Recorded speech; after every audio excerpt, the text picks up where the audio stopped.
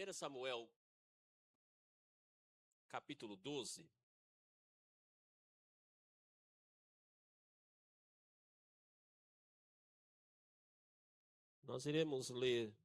Eu irei ler o texto completo, o capítulo todo, mas nós iremos usar para a mensagem na manhã de hoje, a partir do verso de número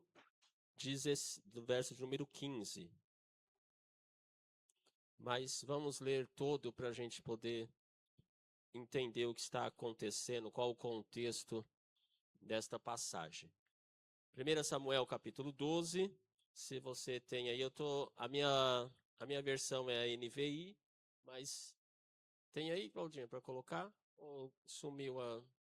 Sumiu. Então acompanha aí. Samuel disse a todo Israel: atendi tudo o que vocês me pediram e estabeleci um rei para vocês.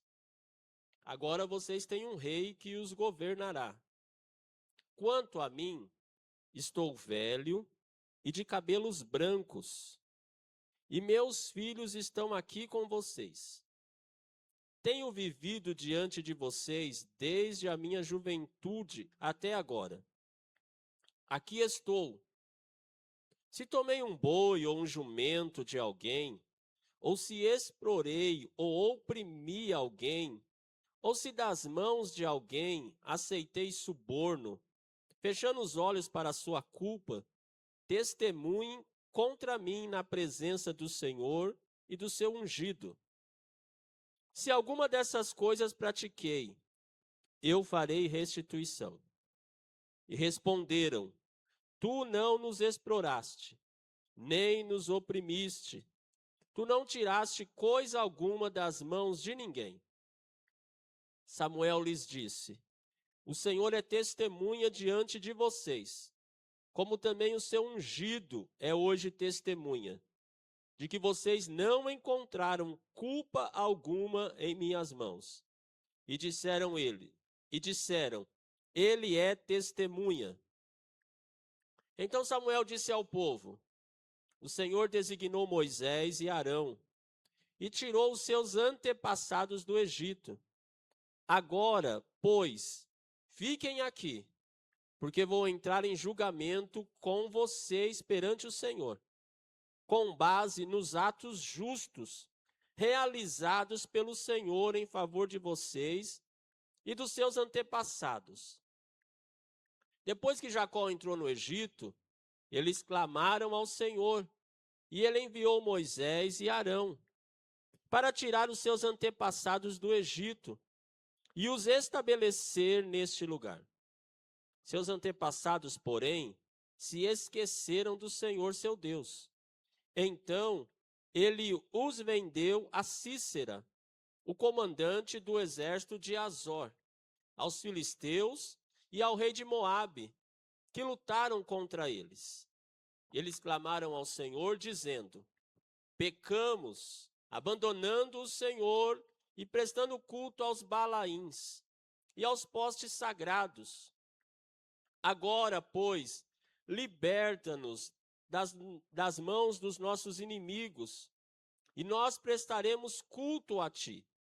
Então o Senhor enviou Jerubaal, Baraque, Jefité e Samuel, e os libertou das mãos dos inimigos que os rodeavam, de modo que vocês viveram em segurança. Quando, porém, vocês viram que Naás, rei dos Amonitas, estava avançando contra vocês, me disseram: não, escolha um rei para nós. Embora o Senhor, o seu Deus, fosse um rei, agora aqui está o rei que vocês escolheram, aquele que vocês pediram. O Senhor deu um rei a vocês. Se vocês temerem, servirem e obedecerem ao Senhor, e não se rebelarem contra suas ordens, e se vocês e o rei que reinar sobre vocês seguirem o Senhor, o seu Deus, tudo lhes irá bem. Todavia, se vocês desobedecerem ao Senhor, e se rebelarem contra o seu mandamento, sua mão, a sua mão se oporá a vocês, da mesma forma como se opôs aos seus antepassados. Agora, preparem-se para ver este grande feito que o Senhor vai realizar diante de vocês. Não estamos na época da colheita de trigo? Pedirei ao Senhor que envie trovões e chuva, para que vocês reconheçam que fizeram o que o Senhor reprova totalmente, quando pediram um rei. Então Samuel clamou ao Senhor, e naquele mesmo dia o Senhor enviou trovões e chuva, e assim todo o povo temeu grandemente o Senhor e Samuel. E todo o povo disse a Samuel: ora ao Senhor o teu Deus, em favor dos teus servos, para que não morramos, pois a todos os nossos pecados acrescentamos o mal de pedir um rei. Respondeu Samuel: não tenham medo. De fato, vocês fizeram todo esse mal. Contudo, não deixem de seguir o Senhor, mas sirvam o Senhor de todo o coração. Não se desviem para seguir ídolos inúteis, que de nada valem, nem podem livrá-los, pois são inúteis. Por causa de seu grande nome, o Senhor não os rejeitará, pois o Senhor teve prazer em torná-los o seu próprio povo. E longe de mim esteja pecar contra o Senhor, deixando de orar por vocês. Também lhes ensinarei o caminho que é bom e direito. Somente temam o Senhor e sirvam-no fielmente de todo o coração. E considerem grandes coisas que ele tem feito por vocês. Todavia, se insistirem em fazer o mal, vocês e o seu rei serão destruídos. Amém. Vamos fazer uma oração. Senhor nosso Deus e Pai, estamos diante da Tua presença e diante da Tua palavra. A Tua palavra, ela é poderosa e ela tem destino certo sobre as nossas vidas. Queremos ser ministrados por Ti nesta manhã. Fala conosco através desse texto sagrado. Ilumine, Senhor, os nossos corações, a nossa mente, dá-nos sabedoria para compreender aquilo que o Senhor quer falar conosco nesta manhã. Que ela caia, Senhor, em terra fértil, que o nosso coração esteja aberto, os ouvidos atentos para aquilo que o Senhor quer falar conosco. Nos direcione para a Tua glória, em nome de Jesus. Amém.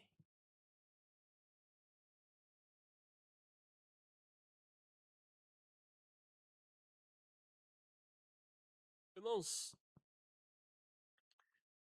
a nossa vida ela é marcada por etapas, fases, tempos, períodos. Então nós temos, na nossa vida, nós temos aí 4 períodos que domina. Então, o primeiro período é a infância.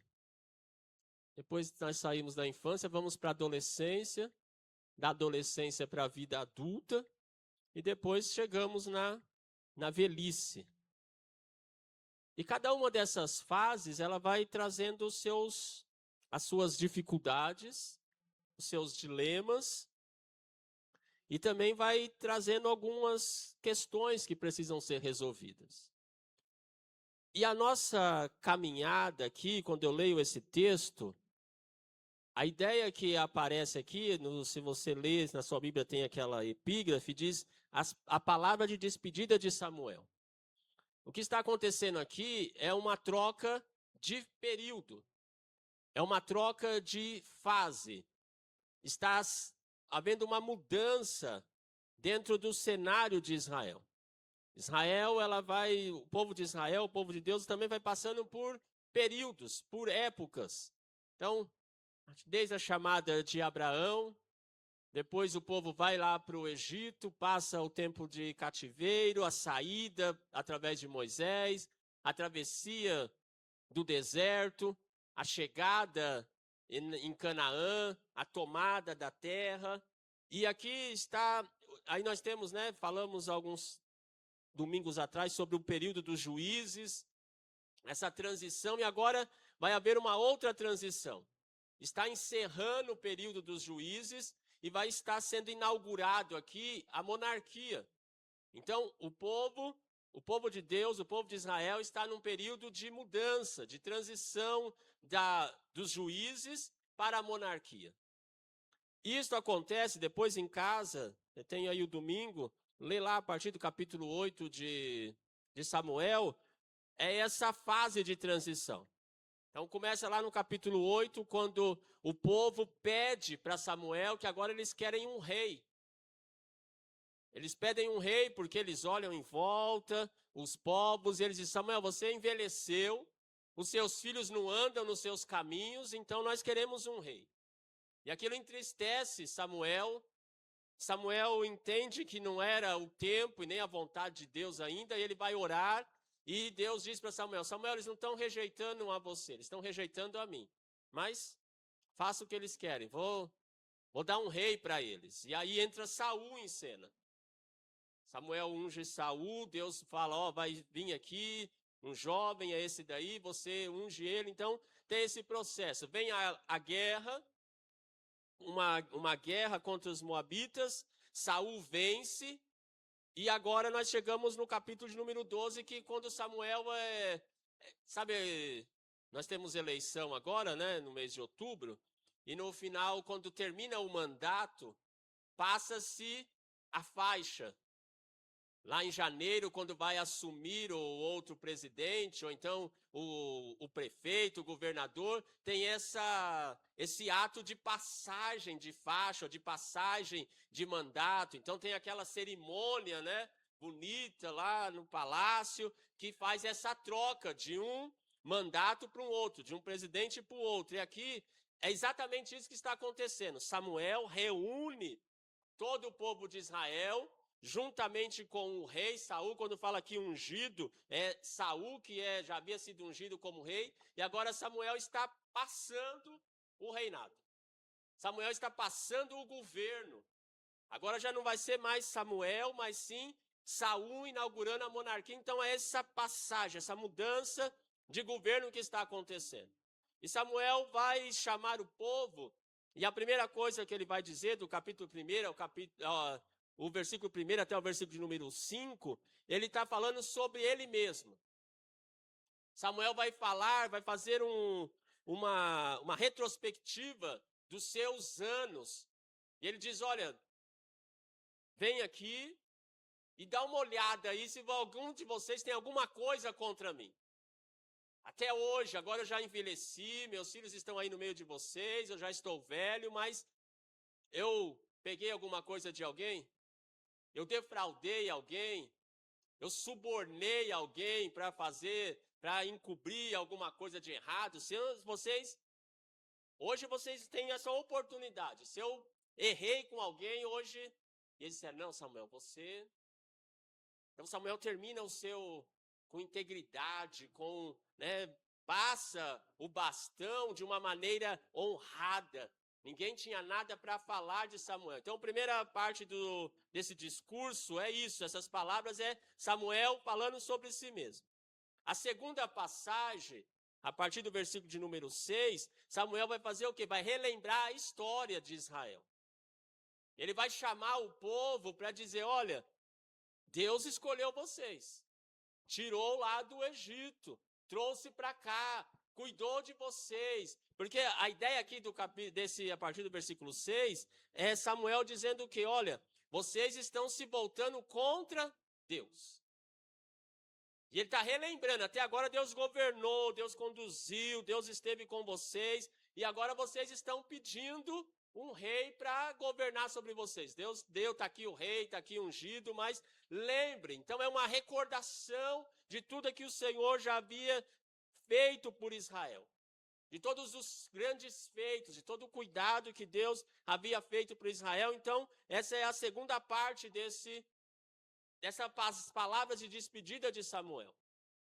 Na terceira parte, é onde nós vamos se prender um pouco mais na manhã de hoje, é Samuel falando sobre o futuro. E antes de ele falar sobre o futuro, ele vai dizer: olha, para vocês entenderem que Deus realmente está contra vocês, que Deus não está apoiando a decisão de vocês, eu vou orar. Como testemunhas, vocês estão vendo, agora é o tempo da colheita. É o tempo de colher o trigo. Ele diz, eu vou orar ao Senhor e ele vai trazer chuva e trovões. Porque não era o período de chuva e não era o período de trovão. Então, se acontecesse realmente aquilo, era uma confirmação de que Deus estava contra aquela decisão que o povo estava tomando. E aí Samuel ora e Deus realmente faz chover e trovejar ali e o povo fica atemorizado. O povo fica com medo e aí eles fazem o quê? Eles reconhecem o pecado. Dizem, olha, realmente nós pecamos. Acrescentamos mais um pecado contra Deus. Ora por nós, Samuel. Tem misericórdia de nós. E aí Samuel vai falar, não, fique em paz. Deus já perdoou os pecados de vocês. Então é nesse contexto, é nesse cenário. Mas o que eu quero trazer para nós? O que isso tem de lição para nós na manhã de hoje? O que nós podemos aprender com este texto para as nossas vidas, para a nossa igreja, para a nossa caminhada com Deus? A primeira coisa que eu quero trazer, irmãos, é que nessa época de mudanças, nessa época de mudanças de algumas situações da nossa vida, nós não podemos caminhar baseado no medo. O povo de Israel pediu um rei porque eles estavam com medo de Naás.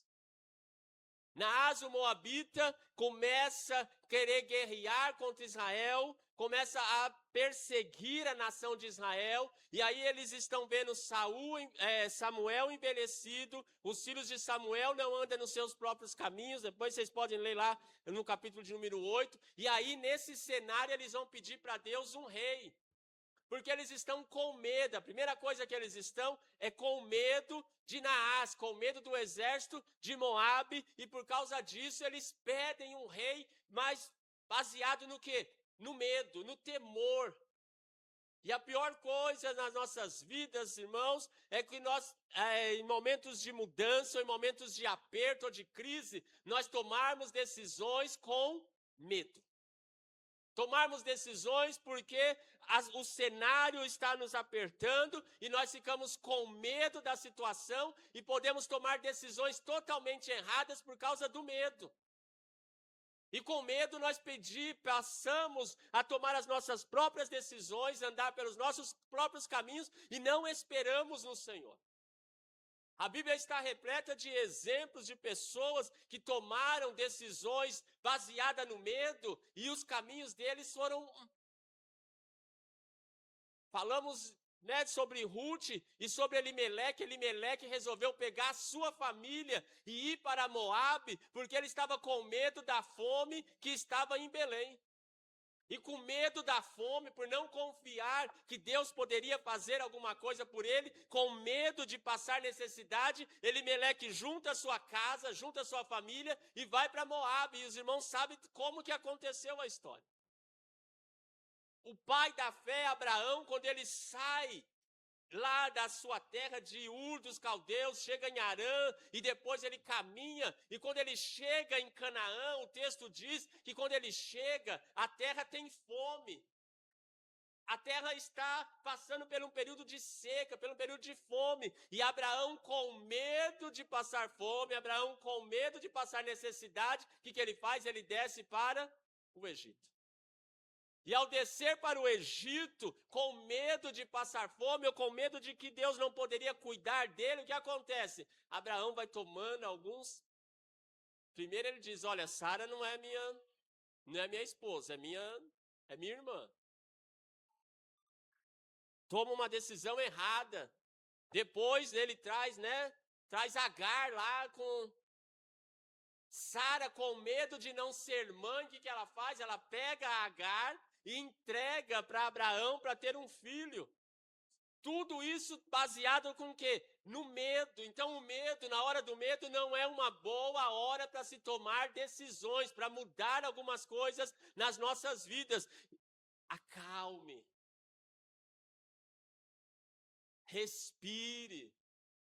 Fala com Deus e espera no Senhor. Não ande somente baseado no medo, porque a palavra do Senhor, João diz que o amor lança fora todo o medo. Paulo em Romanos diz que tudo que não vem por fé é pecado.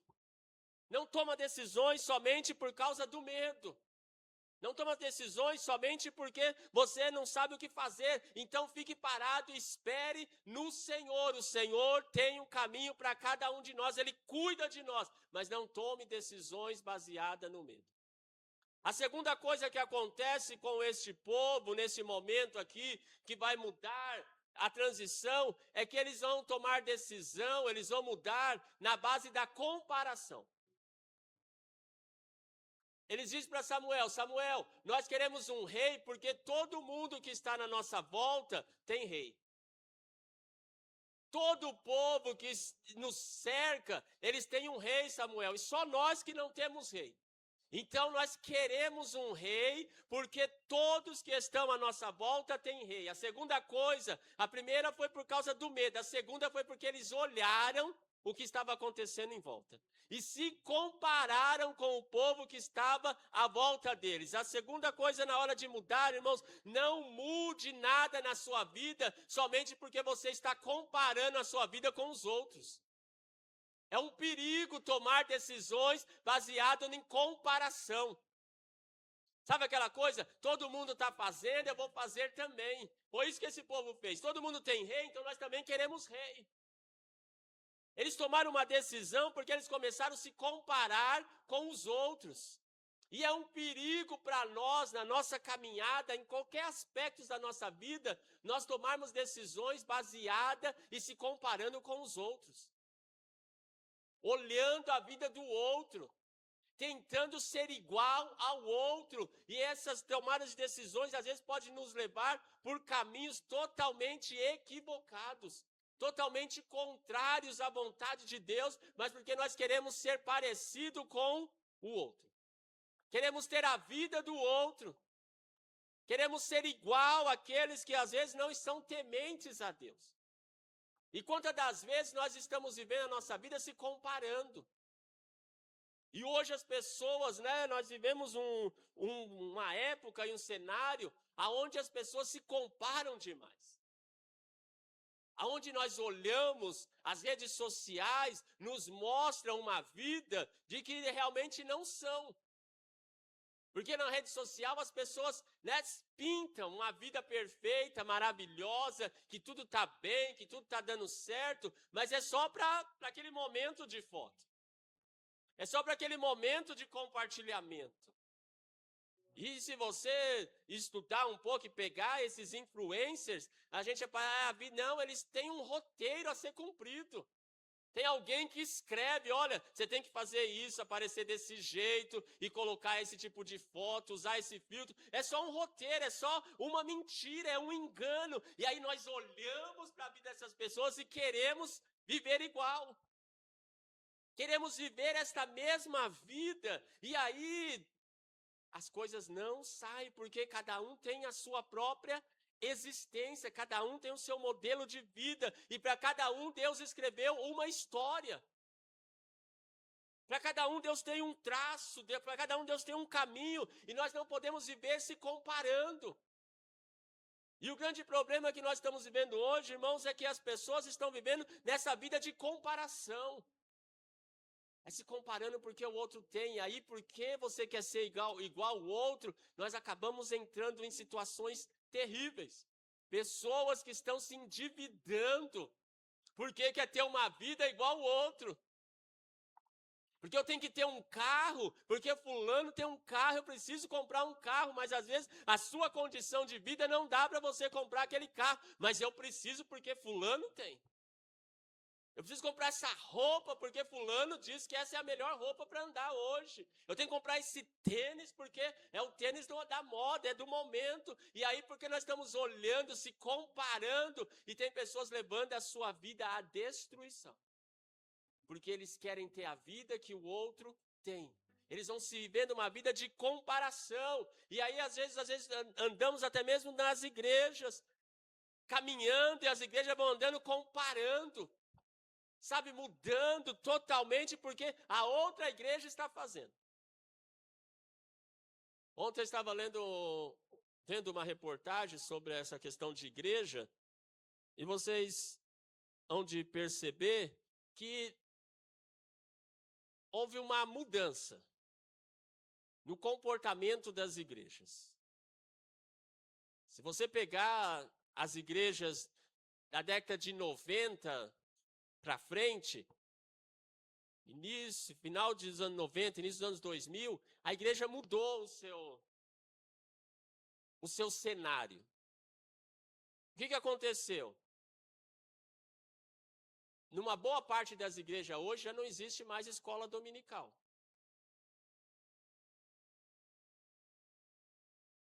Numa boa parte das igrejas hoje, você já não tem mais coral, você já não tem mais orquestra, você já não tem mais os hinos, né, clássicos.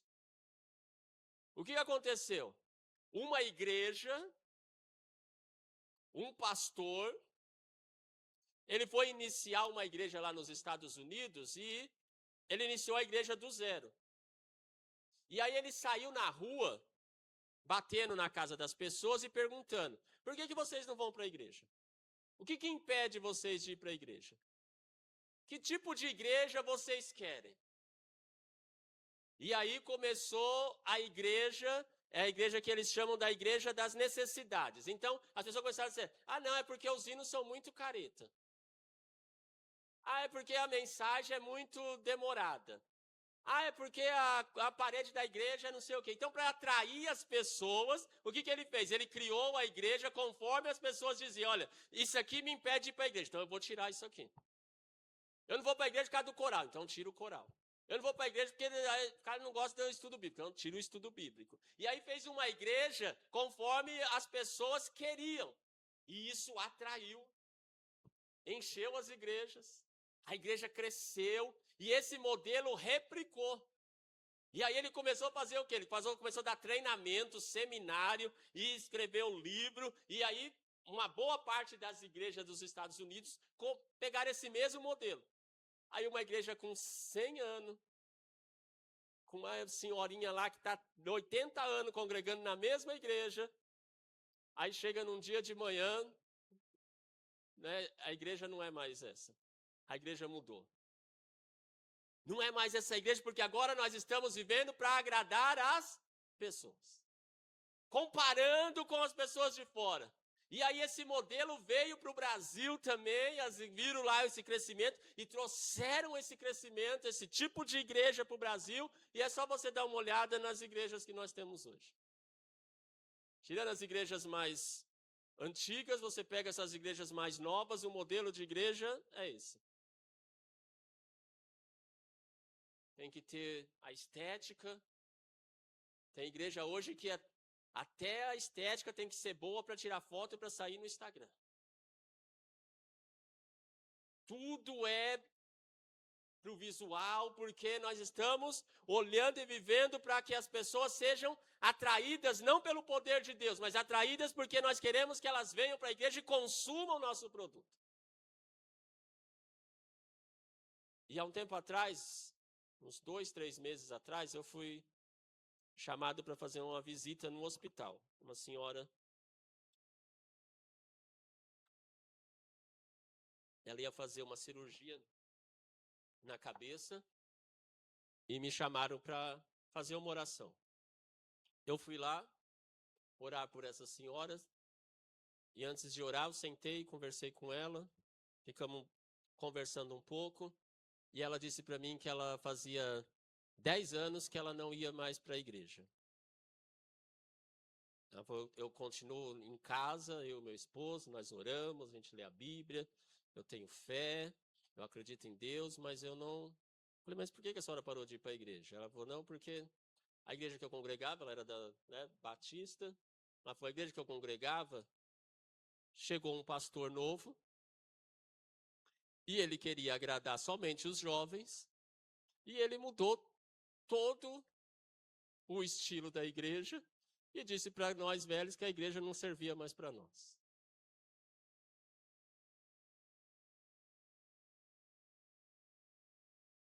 E essa senhora, por causa desta atitude, dessa mudança de cenário de igreja, ela estava 10 anos sem congregar, 10 anos sem ir para a igreja, 10 anos sem participar da ceia, 10 anos sem viver a comunhão com os irmãos, por causa do quê? Por causa de uma comparação, porque a igreja do outro está assim e nós precisamos também fazer igual. Mas o que eu quero dizer, irmãos, que nós não precisamos fazer igual, nós precisamos fazer aquilo que Deus nos chamou para fazer. E isso serve para tudo, irmãos, como igreja, mas também para a nossa vida particular.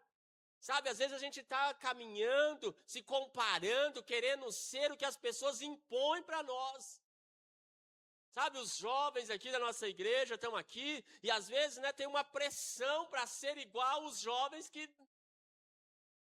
Igual a pressão para ser igual aos jovens de fora da igreja, ou às vezes pressão para ser igual aos jovens de outras igrejas, porque lá é mais, culto lá é... E aí nós vamos perdendo a essência de ouvir a voz de Deus, a direção de Deus, aquilo que Deus quer para a nossa vida, aquilo que Deus quer para nós. Foi isso que aconteceu com Israel. Deus havia chamado eles para ser diferente de todas as nações. Deus disse, olha, vocês, Israel, vai ser diferente de todas as nações. Mas agora eles olhando, começou a se comparar, dizendo, não, nós queremos ser igual a todas as nações. E esse é um problema muito grande, de nós querermos ser igual aos outros, mas Deus não nos chamou para isso. Então não fique olhando, se comparando com a igreja do outro, não se compare com a vida do outro, mas busca a direção de Deus. E sabe qual que é outra coisa de comparar, irmãos?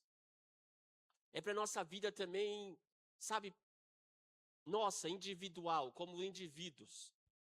Tem a parte da igreja corporativa, que Deus tem uma igreja para cada um, Deus tem, cada ambiente é um ambiente, e cada pessoa é uma pessoa, mas a nossa vida também, como indivíduo, às vezes nós vivemos se comparar, comparando a nossa vida com a vida do outro.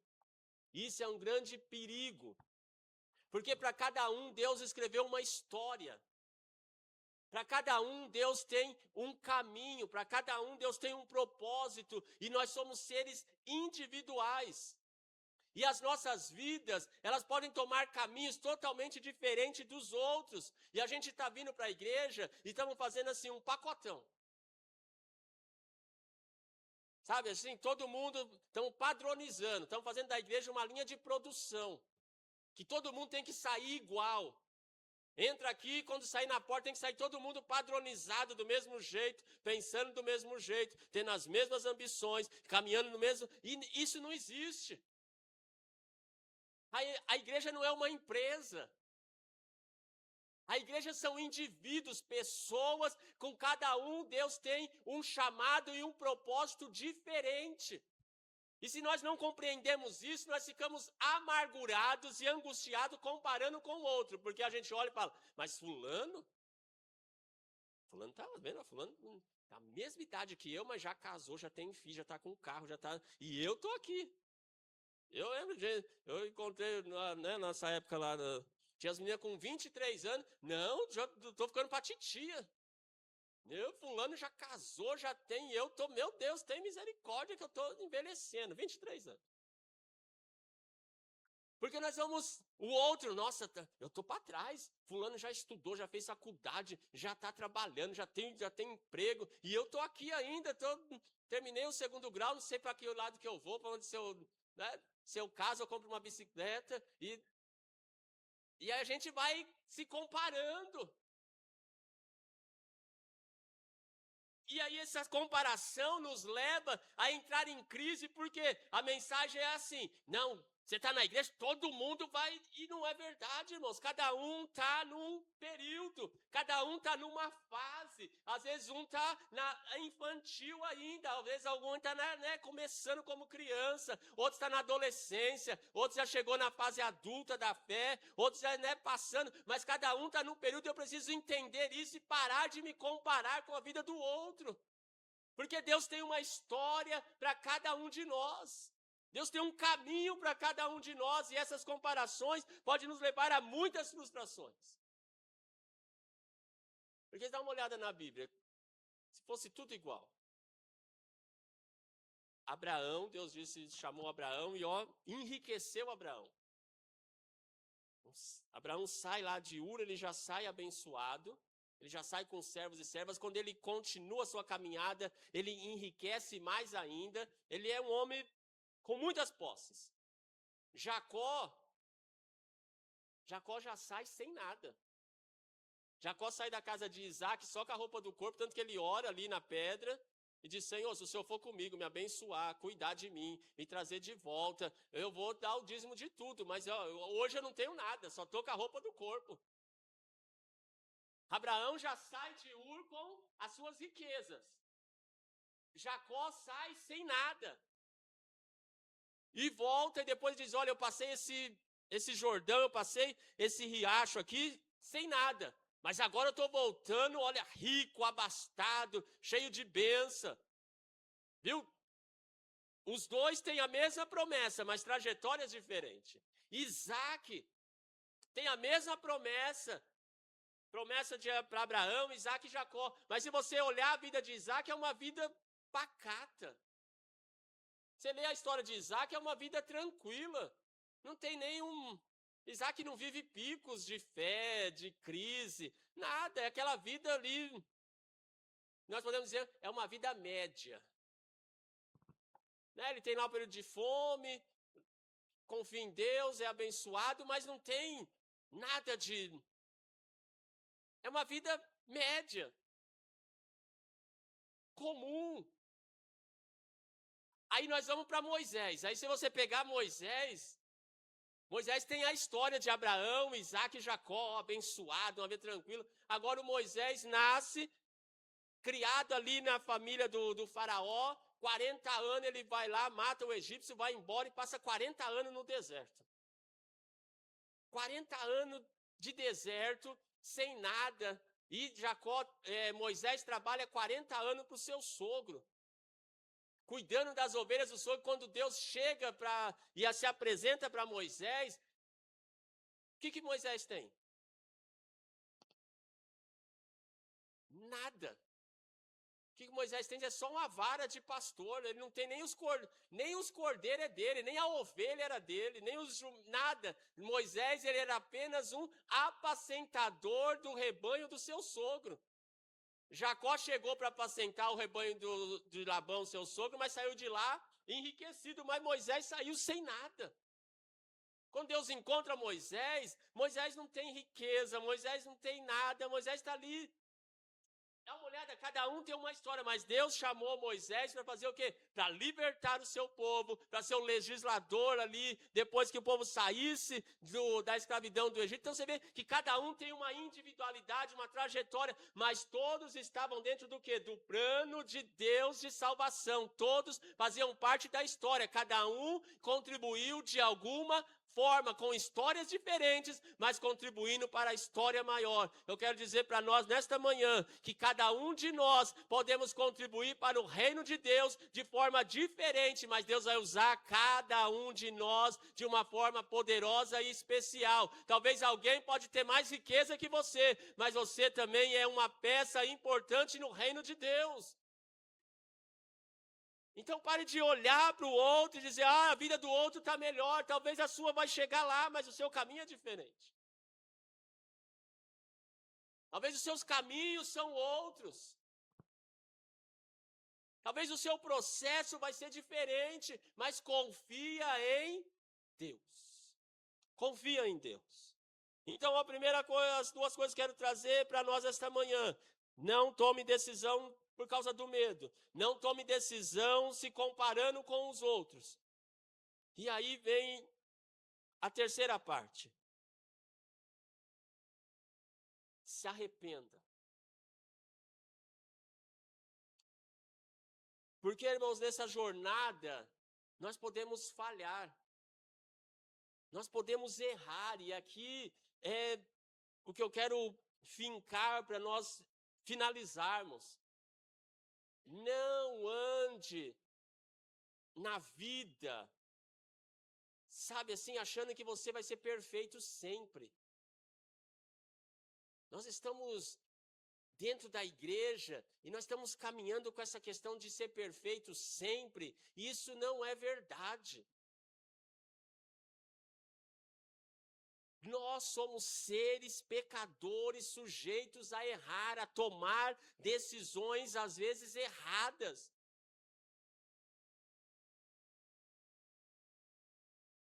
Esse povo toma uma decisão totalmente errada, totalmente fora da vontade de Deus. A intenção é que sempre nós andamos na vontade de Deus, pedimos a direção de Deus, que Deus nos oriente, mas há momentos que a gente erra. Abraão errou porque Deus não mandou ele descer para o Egito, mas ele desceu. Esse povo errou porque Deus não estava ainda no plano de Deus dar um rei nesse momento, mas eles pediram um rei. Então o erro faz parte. E nós estamos vivendo um cenário, irmãos, que a gente quer ser perfeito sempre. E quando alguém erra, nós somos primeiro a pegar as nossas pedras e já está prontinho para... E aí Jesus diz, quem não tem pecado, atire a primeira pedra. Mas nós estamos vivendo um ambiente onde as pessoas não podem errar. Sabe, de perfeição. E o evangelho é o evangelho dos pecadores. O evangelho de Jesus é um evangelho para pecador. Ele diz, olha, eu vim para buscar e salvar os que estavam perdidos. Em outra passagem, Jesus diz, eu não vim para os sãos, eu vim para os doentes. Eu vim para pessoas que realmente estão errando, para pessoas que realmente erram. Não quero dizer que nós vamos viver no erro, mas nós podemos, em algum momento da nossa vida, ter algumas decisões erradas. Podemos falhar, mas isso não vai anular. Os nossos erros não vão anular a promessa de Deus sobre as nossas vidas. Vai ter consequências, sim. Seu erro vai trazer consequências, sim, mas não vai anular a promessa de Deus, porque Deus não nos ama mais ou menos, porque nós só andamos tudo certinho.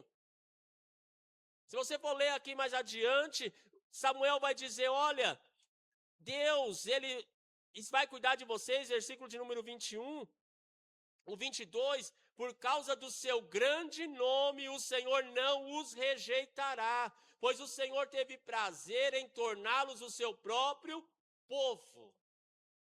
Sabe por que Deus vai e nos perdoa? Sabe por que Deus nos dá nova chance? Por causa do seu grande nome. É porque por prazer Ele resolveu nos escolher. Não é porque nós somos perfeitos, não é porque nós acertamos sempre, não. Deus faz essas coisas por causa do quê? Por causa do seu nome, em honra ao seu nome. Esse povo peca, esse povo erra e eles reconhecem. A verdade aqui é esse reconhecimento de pecado. Quando Samuel fala com eles, ele diz, olha, realmente nós pecamos, Samuel. Nós tomamos uma decisão errada, mas pede para Deus ter misericórdia de nós. E aí Samuel vai dizer, não, Deus já aceitou vocês. Deus não vai rejeitar vocês para sempre. E às vezes, irmão, nós estamos caminhando ou caminhamos carregando, sabe, um erro do passado, decisões equivocadas, problemas que nós carregamos, que o Senhor já nos perdoou. A mesa do Senhor nesta manhã é mesa de perdão, de reconciliação.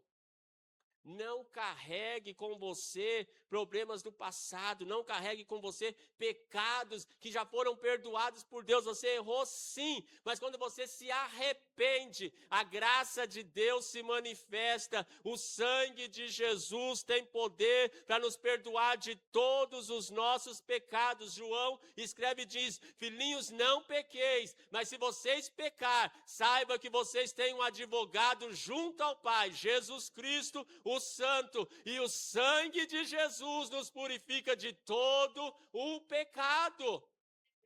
É o sangue de Jesus, é a misericórdia de Jesus. Não é porque nós somos perfeitos, não é porque nós estamos sempre acertando, não. Nós podemos errar, mas se voltarmos a Jesus, se colocarmos diante do Senhor, se reconhecermos os nossos erros, pode ter certeza que Ele está de braços abertos nos esperando. É graça, irmãos, não é mérito.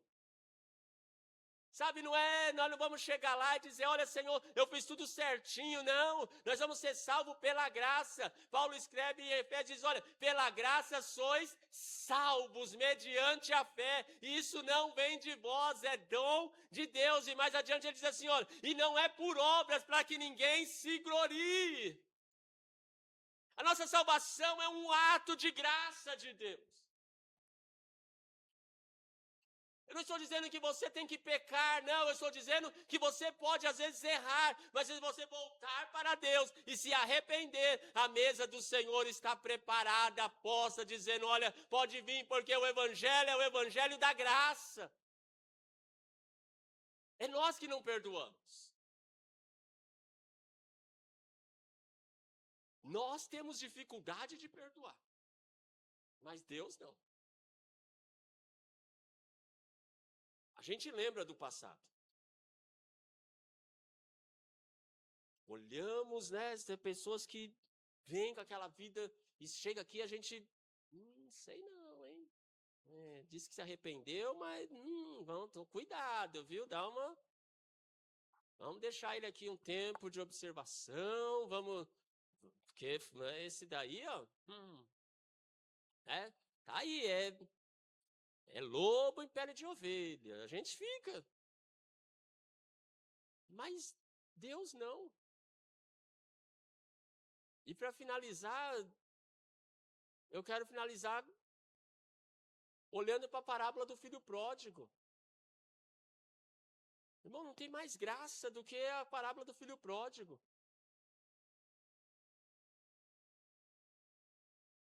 Aquele homem, aquele jovem peca de maneiras terríveis. Ele olha para o pai e diz, pai, eu não quero mais viver com o Senhor. Dá a minha parte da herança, porque eu quero ir embora daqui. Mais ou menos é um filho hoje olhar para o pai, eu não quero viver com o Senhor, a vida com o Senhor é ruim. E quando ele pede parte da herança, a herança só dá quando a pessoa morre, só divide herança quando morre. Ou só divide herança quando a pessoa está vivo, quando parte do próprio pai, com quem tem a herança. Ele fala, eu vou dividir minha herança em vida. Senão, você tem que esperar o pai morrer. É isso que o filho está dizendo, pai, eu prefiro o senhor morto. Se o senhor tivesse morto, eu já tinha minha parte da herança. Como o senhor não morreu, faça como se o senhor tivesse morto. Me dá minha parte da herança que eu vou embora. É isso o cerne da história. E o filho pega tudo, o pai, num ato de bondade, porque o pai podia falar, não, você vai ficar aqui. Você não gosta de mim, mas agora eu vou te castigar. Já viu o pai que faz isso? Você não vai, mas eu vou te castigar também. Você vai ficar aqui e vai. O pai falou, não. Olha o ato de amor do pai. Não pegou, dividiu a herança, falou, pode ir, toma. O filho juntou tudo e foi. Gastou tudo. Perdeu tudo. Foi para a terra longínqua, daqui a pouco ele perde tudo. E ele está lá, né, trabalhando da maior forma mais indigna, cuidando de porcos. Isso para o judeu era o pior serviço. Mandar um judeu cuidar de porco era o pior dos serviços. Ele está cuidando dos porcos, desejando comer as comidas dos porcos. E aí ele cai em si, ele lembra, não, olha, na casa do meu pai, os jornaleiros, os que trabalham por dia, têm uma vida melhor do que a minha. Sabe o que eu vou fazer? Eu vou me levantar. Eu vou chegar lá, eu vou dizer, pai, pequei contra o céu, pequei contra ti, não sou mais digno de ser chamado de seu filho, me faz como um dos seus jornaleiros. A ideia do filho é essa, eu vou chegar para o meu pai e vou dizer, pai, coloca eu para trabalhar para você. E ele vai, mas ele já se arrependeu. E a primeira coisa do evangelho é arrependimento. Se nós não nos arrependermos e reconhecermos que somos pecadores, nós vamos chegar sempre para o pai na mesma atitude do filho velho. Mas eu estou aqui. E quando esse jovem, esse filho pródigo caminha e se aproxima da fazenda do pai, o pai está onde? Olhando na porteira da fazenda e ele avista o filho de longe. E o texto diz que ele olha e entende que é o filho. E o pai faz o quê? O pai corre. O pai vai até o filho e abraça o filho. O pai pega, beija o filho. E aqui o que é interessante, irmãos, que o pai, se fosse eu, se fosse você, eu imagino que a primeira coisa que nós íamos falar era o quê? Vai tomar um banho. Vai trocar de roupa, olha o estado que você está. Quando você saiu daqui da minha casa, você não saiu desse jeito, não. Agora olha como você está voltando. Não, o pai abraçou o filho como? Sujo, fedendo, com as roupas maltrapilhos, rasgadas. O pai abraça, dizendo, olha, eu te aceito de volta. E depois que o pai aceita ele de volta, que é a graça de Deus manifesta, é o sangue sendo derramado sobre a vida daquele filho, é o sangue de Jesus que derramou sobre mim e sobre você, depois dele nos abraçar, agora ele diz, agora eu vou transformar a sua vida, agora eu vou mudar a sua vida. Ele diz, olha, vocês entram lá, traz uma roupa nova para ele, põe uma sandália no pé dele, coloca o anel de volta, porque o meu filho que estava morto, agora ele reviveu, vamos fazer uma festa. Ninguém dá festa para filho rebelde,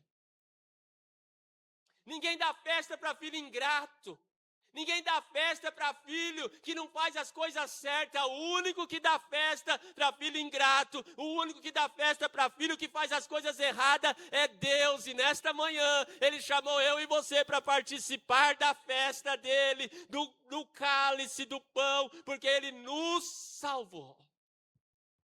Ah, mas eu errei, eu tomei caminhos errados. Mas nesta manhã, o Pai está de braços abertos, nos recebendo, dizendo, vem filho, tudo já está pago, tudo já está perdoado. Então somente aceite nesta manhã o perdão de Deus, porque Deus faz isso por causa do nome dEle. Para honrar a si mesmo.